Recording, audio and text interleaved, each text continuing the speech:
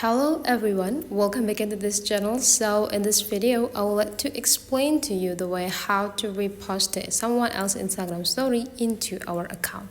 So the first thing we have to do is open our Instagram application, and here if you are stay in the profile section, you need to open your home sections right here. Now we just need to take a look at this top right corner. There will be like two options here. This one is for the notifications information, and this one is for personal message or DM direct message.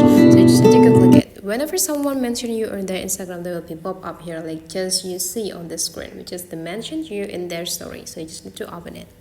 The next thing you need to do, you can do both way. You can just go click this add to your story right away, or you can also just open it first, and then there will be also a button over here, and then you just go click it to add to your story. You can also adjust the size of the picture on your story. You can like just display like this, that so that your follower could be like see who tagged you on this picture, or you can also click it so the Instagram that tag you on their Instagram story will not gonna seen, but then they will, after you post it, they will like seen here that someone mentioned you on this story. And if you're done, you just need to click add to your story and you're done. So that is the way how to repost someone else Instagram story into our own. Hopefully today's tutorial is useful for you guys. So thank you for watching, and I will see you for the next tutorial.